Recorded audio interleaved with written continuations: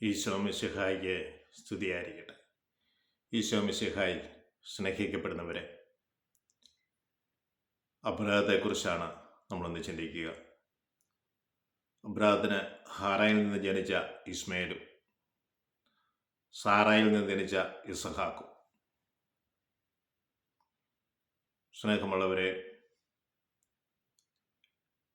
അബ്രാഹത്തിൻ്റെ 99 വയസ്സിലും ഇസ്മയേലിൻ്റെ 13 വയസ്സിലുമാണ് പരിച്ഛേദന കർമ്മം നടക്കുക. 100 വയസ്സിലാണ് ഇസ്ഹാക്ക് ജനിക്കുക. ദൈവം വാഗ്ദാനം ചെയ്തത് സാറായിലൂടെയായിരുന്നു, നിനക്കൊരു പുത്രൻ ജനിക്കും, അവനിലൂടെ ഭൂമുഖത്ത് മുഴുവൻ ജനതകൾ നിറയും. എന്നാൽ സാറ തൻ്റെ ദാസിയായ ഈജിപ്തുകാരിയെ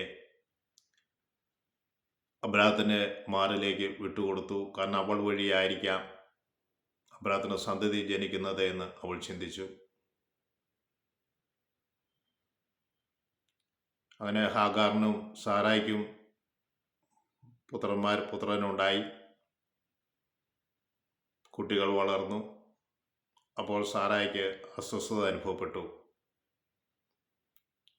ദാസിയുടെ മകൻ എൻ്റെ മകൻ്റെ കൂടെ കളിക്കുന്നു, തൻ്റെ മകൻ്റെ അവകാശം നഷ്ടപ്പെടുമോ എന്നുള്ള ഭയം. അബ്രാഹത്തിനോട് പറഞ്ഞു ഇവരെ പറഞ്ഞയക്കുക. അബ്രാഹത്തിന് വലിയ മനസ്സിന് വേദനയുണ്ടായി. ദൈവം അബ്രാഹത്തിനെ മനസ്സ് കണ്ടിട്ട് പറഞ്ഞു, നീ ഭയപ്പെടേണ്ട, നീ വേദനിക്കുകയും വേണ്ട. നീ ഇസ്ഹാക്കിലൂടെ ആണ് നിന്റെ സന്തതി അറിയപ്പെടുന്നത്. അങ്ങനെ അബ്രാഹാം അതിരാവിലെ എഴുന്നേറ്റ് കുറെ അപ്പവും ഒരു തോൾസഞ്ചി നിറച്ച് ജലവും ഹാഗാറിൻ്റെ കയ്യിൽ കൊടുത്തു. തൻ്റെ പുത്രനായ ഇസ്മേലിനെ എടുത്ത് ഹാഗാറിൻ്റെ തോളിൽ വെച്ചു കൊടുത്തു. അവൾ മരുഭൂമിയിലൂടെ കുഞ്ഞുമായി യാത്ര ചെയ്യുകയാണ്. അപ്പം തീർന്നു, ജലം തീർന്നു, കുട്ടി മരിക്കും എന്നൊരവസ്ഥയെത്തിയപ്പോൾ ഹാഗാർ ഒരു കുറ്റിച്ചെടിയുടെ ചോട്ടിൽ ഈ കുഞ്ഞിനെ കിടത്തി. അവൾ ഒരു അമ്പെയ്ത്ത് ദൂരം മാറി നിന്ന് കുഞ്ഞിനെ മുഖത്തേക്ക് നോക്കുവാൻ സാധിക്കാതെ കുഞ്ഞിനെ തിരിഞ്ഞു നിന്ന് അവൾ നിലവിളിക്കാൻ തുടങ്ങി. കാരണം തൻ്റെ ഏകമകൻ മരിക്കാൻ പോവുകയാണ്. അവളുടെ ആ നിലവിളി ദൈവം കേട്ടു. അവളോട് പറയുന്ന ഇപ്രകാരമാണ്: അവൾ കരഞ്ഞപ്പോൾ അവളുടെ കുഞ്ഞിൻ്റെ നിലവിളി അവനായിരിക്കുന്ന സ്ഥലത്ത് നിന്ന് ദൈവം കേട്ടു. ഹാഗാറിനോട് പറഞ്ഞു, നീ ചെന്ന് കുഞ്ഞിനെ എടുക്കുക, അവനെ മുറുകെ പിടിക്കുക, അവനിലൂടെ വലിയ ജനതതി രൂപമെടുക്കും, അവൻ ശക്തനായിത്തീരും. അവൾ കുഞ്ഞിനെ എടുത്ത് മുറുകെ പിടിച്ചു. അപ്പോൾ അവളുടെ കണ്ണ് തുറന്നു. അവൾ ഒരു കിണർ കണ്ടു. ആ കിണറ്റിൽ നിന്ന് ജലം എടുത്ത് കുഞ്ഞിന് കൊടുത്തു. അവർ പാതാനമാരി എന്ന് പറയുന്ന മരുഭൂമിയിൽ അവർ താമസിക്കുകയാണ്. അവൻ വളർന്നു, ശക്തനായി തീർന്നു. അവൻ വില്ലാളി വീരനായി മാറി. അവന് ഹാഗാർ ഈജിപ്തിൽ നിന്ന് ഭാര്യയെ കണ്ടെത്തുകയും ചെയ്തു.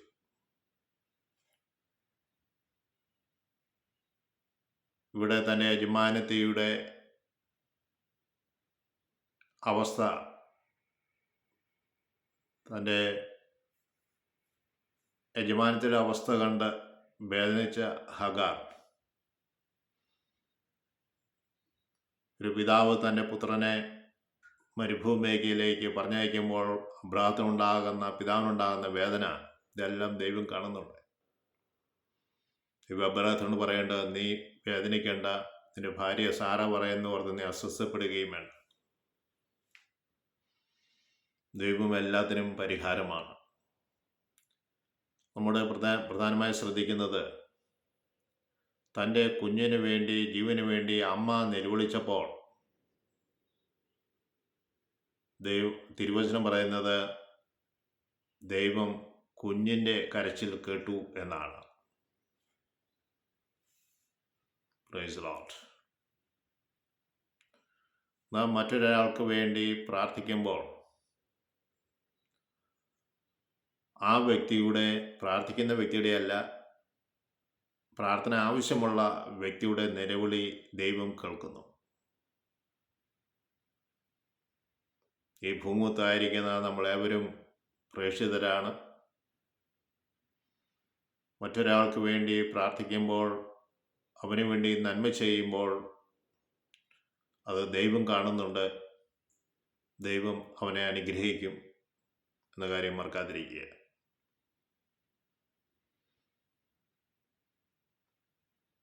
നമ്മുടെ മക്കൾക്ക് വേണ്ടി നമ്മളാണ് നിലവിളിക്കേണ്ടത്. അവരുടെ ഏത് ദുർഘട അവസ്ഥയിലും അവനങ്ങനെ ആയിപ്പോയല്ലോ എന്ന് പരിതപിച്ചിരിക്കുകയല്ല വേണ്ടത്. ദൈവസന്നിധിയിൽ പ്രാർത്ഥിക്കുക. പ്രാർത്ഥനയെക്കുറിച്ച് കഴിഞ്ഞ ദിവസം ഞാൻ പറഞ്ഞിരുന്നു, ഒരു നെടുവീർപ്പ് ഒരു പ്രാർത്ഥനയാണ്. നിലവിളി കരഞ്ഞുകൊണ്ടുള്ള നിലവിളി ഒരു പ്രാർത്ഥനയാണ്. ദാനിയേൽ സിംഹക്കുഴിയിലായിരുന്നുകൊണ്ട് അങ്ങനെ ഓർമ്മിച്ചുവല്ലോ, ഓർമ്മ ഒരു പ്രാർത്ഥനയാണ്. ഓർമ്മിച്ചല്ലോ എന്ന് പറഞ്ഞത് ദൈവം എനിക്ക് നൽകിയ നന്മകളെയൊക്കെ ഒന്ന് ഓർക്കുക. അവിടുത്തെ സ്നേഹിക്കുന്നവരെ അവിടുന്ന് ഉപേക്ഷിക്കുകയില്ല എന്നുള്ള തിരിച്ചറിവ്. പ്രാർത്ഥനയെല്ലാം ഒരു വിശ്വാസത്തിൻ്റെ ആഴമുണ്ടാകണം. രോഗം മാറുമ്പോഴും താൽക്കാലികമായ കാര്യങ്ങൾ സാധിക്കുമ്പോഴും ദൈവത്തിന് നന്ദി പറയുകയും, അല്ലാത്തപ്പോൾ ദൈവമുണ്ടോ എന്നൊരു മറുചോദ്യവും നമ്മൾ നിന്ന് ഉയരരുത്. കാരണം ദൈവം സർവശക്തനാണ്. നമുക്ക് ആവശ്യമുള്ളത്, നിന്റെ നന്മയ്ക്കായിട്ടുള്ളത് അവിടുന്ന് തരികയും ചെയ്യും. സ്നേഹമുള്ളവരെ, ദൈവം നൽകിയ അനുഗ്രഹങ്ങളെല്ലാം നമ്മുടെ മനസ്സിൽ നിറഞ്ഞു നിന്നുകൊണ്ട് മക്കളുടെ വേദനയിൽ മാതാപിതാക്കന്മാർ ദൈവസന്നിധിയിൽ പോയി പ്രാർത്ഥിച്ച് മക്കളുടെ വേദന ദൈവം കേട്ട് മക്കളെ ദൈവം സമൃദ്ധമായി അനുഗ്രഹിക്കട്ടെ എന്ന് നമുക്ക് പ്രാർത്ഥിക്കാം.